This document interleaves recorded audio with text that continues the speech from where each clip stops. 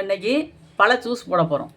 பழ ஜூஸ்னால் நம்ம வந்து இதை ரொம்ப மிக்சியில் போட்டு அடிச்சிடாமல் ஒரு பருப்பு கடையில் மத்தோ ஏதோ வச்சு நச்சு அதை எடுக்கணும்.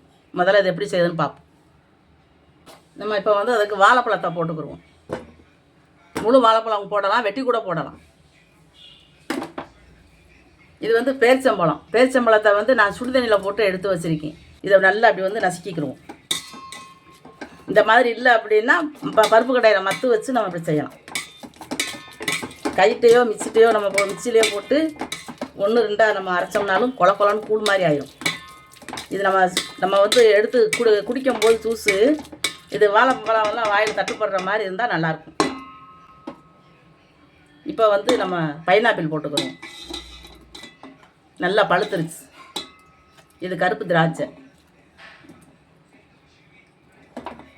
இந்த ஆப்பிள் போட்டுக்கிறோம். ஆப்பிளை வெட்டி வச்சுருக்கோம், தொலியை சீவிட்டு. இது மாதுளம்பழம்.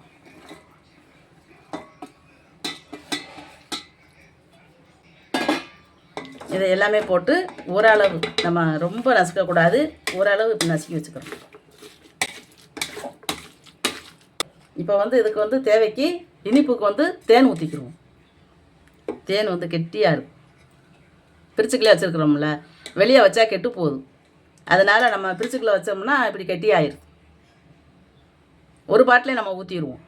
ஏன்னா நமக்கு காணாதுக்கு நான் சீனி வேற போடணும். இந்த இனிப்பே காணாது.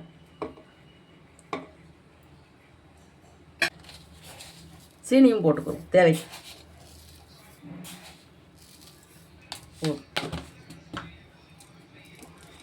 இப்போ இது எல்லாமே சேர்கிற அளவுக்கு நம்ம கடைஞ்சி விட்டுக்கிறோம்.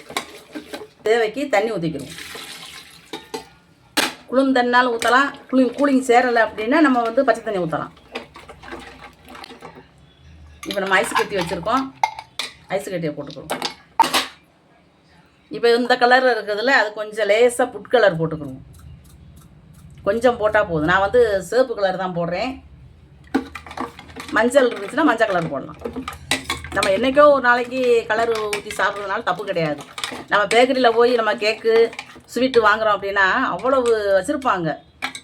எல்லாமே கலராக தான் செஞ்சு வச்சுருப்பாங்க. அந்த கலர் தான் பிள்ளைகளுக்கு வந்து வாங்கி கொடுங்கன்னு சொல்ல வைக்கிது. நம்ம வீட்டில் செய்கிற போது அந்தளவுக்கு நம்ம டெய்லி கலர் போட போகிறதில்ல. ஏதோ ஒன்று செய்யும் போது கலர் போட்டுகிட்டே ஆகணும். கேசரி பவுடர் இருந்தால் கேசரி பவுடர் போடலாம்.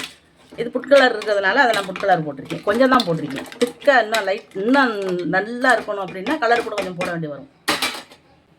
நமக்கு இந்த கலர் போதும், நல்லாயிருக்கும். இதை வந்து அப்படியே டம்ளரில் ஊற்றி குடிக்கும்போது நமக்கு இந்த கூலிங்காக இருக்கிறதுக்கு அதுக்கும் நல்லா 1 டம்ளர் 2 டம்ளர் குடிக்கலாம். மத்தியால நேரத்தில் நல்லா இருக்கும். இனிப்பெல்லாம் கரெக்டாக இருக்கும். பழம் எல்லாமே இனிப்பான பழம் தானே. அதனால் நான் 3 ஸ்பூன் தான் சீனி போட்டிருக்கேன். தேன் ஒரு சின்ன பாட்டில் இருக்கிற தேனை ஊற்றிருக்கேன், அவ்வளோதான். நல்லா இனிப்புள்ளாட்டால் நல்லா இருக்காது. இது நல்லாயிருக்கும்.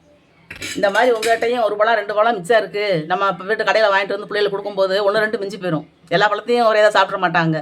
அப்படி இருந்துச்சுன்னா நமக்கு 2-3 பிள்ளைங்க இருக்காங்க, வீட்டில் ஆளுங்க இருக்காங்கன்னா அதை நம்ம வெட்டி கொடுத்துக்கிட்டு இருக்க முடியாது, காணாது.